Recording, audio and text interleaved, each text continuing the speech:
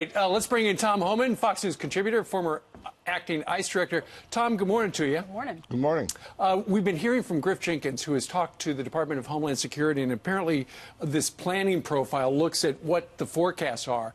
And right now, the number of families trying to get into this country is, they're suggesting that in this year alone, it will eclipse the last 3 years combined. Why are so many families heading north? Because there's no consequence. There's no deterrence. Congress hasn't closed the loopholes that, entice them to come. Look, the families can't be detained more than 20 days, and that's not time enough to see a judge. They know that. So they'll be detained a few days and get released. If you look at the numbers of families from Central America, look at the data on the books now, 92% of Central Americans that claim asylum at the border will not get relief from the government because either they don't show up in court, they don't file in court, or they lose their cases. So until Congress closes that loophole, you're going to see them coming, which is why I said last week, I think ICE needs to do a nationwide operation. They need to look for these family groups and adults who have had their due process at great taxpayer expense and been ordered removed by a judge. We got to execute those orders, because if we don't, if those orders mean nothing, there's no integrity in the entire system.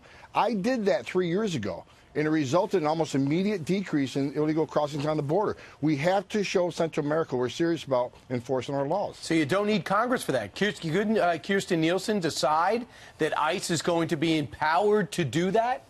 Well, they don't have to be empowered. I mean, that's their job to locate. Look, ICE has to, again, they got to prioritize the criminals. I get it. I did when I was director.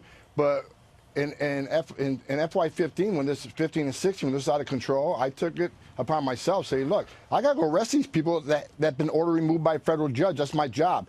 We spent a lot of money. Democrats stood on the border in San Diego, says they have a right to claim asylum. They have a right to see a judge. Okay.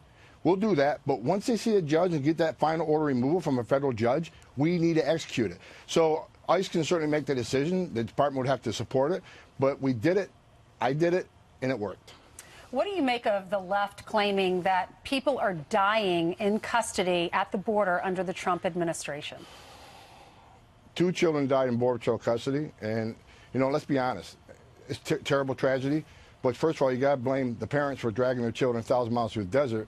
The Border Patrol agents did everything they could to save these children. The left doesn't talk about the 4,000 people that Border Patrol saved that were in dire straits when they were found in the desert. They don't talk about that. But if you look at the numbers, when I spent 9 years at ICE headquarters before I just recently retired, and we averaged between 9 to 12 deaths in custody. But we have 350,000 people from third world countries who many have never seen a doctor come into our custody, so they're in bad shape. It's unfortunate anybody dies, but 9 to 12 is a pretty good number if you compare it to New York State. AOC, she likes to yell about people dying in ICE custody. Her own state has 3 times as many deaths in custody, and they deal with 90,000 people as ICE does. We got 1/3 the deaths, with a lot more people coming through our process. When I was the director of ICE, we spent $500 million on medical care for illegal aliens. So the numbers are, I think the numbers are they're sad, but I think our medical program in ICE is better. We have less deaths in name a state penal institution, any other detention program.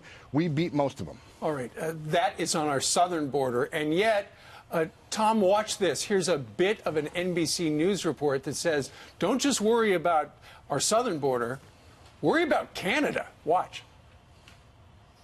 It's here in Vermont where we joined U.S. Customs and Border Protection to best understand why an increasing number of migrants come to Canada to enter the U.S. illegally. All Mexican nationals need is a $300 airline ticket and a $7 Canadian entry fee. Does Canada make things more difficult for you because it's so simple for somebody from Mexico to fly to Canada without the need of a visa? It's definitely an area that can be exploited.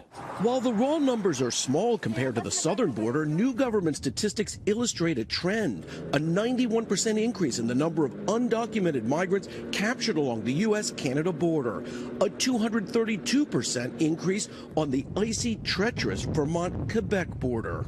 Okay, a lot of people don't realize that. Tom, how big a problem is that? Well, look, it's a problem. When I was the ICE director, I actually took a northern border tour, and I took a helicopter ride from Vermont about midway in New York. I grew up in that area. So look, during the wintertime, people can walk across the river, take a snowmobile across the river. And up in the Thousand Islands, you can get on a boat and be from Canada to get in Aquay to to the United States in 30 seconds. It's a problem, but we got to look at the numbers. What the northern border arrests in a year, southwest border is arresting in a week. So it's like anything else. If you got a bunch of holes in the dam, you got to plug that biggest hole first that's letting the most water in. That's the southwest border. But Border Patrol recognizes numbers on the northern border have increased. So did I as a director. I assigned more special agents up there, more assets to work with the local and state. We have great working relationship with the Royal Canadian Mounted Police. We attack smuggling together. Border Patrol has increased assets and technology on the northern border. So it's a problem that's being addressed. But again, the biggest problem is way south. Yeah, no question. I just wish that both sides can realize there's a problem that needs to be addressed yesterday. It seems like the Democrats are just ignoring it, and these numbers don't lie. There's no political angle to these numbers.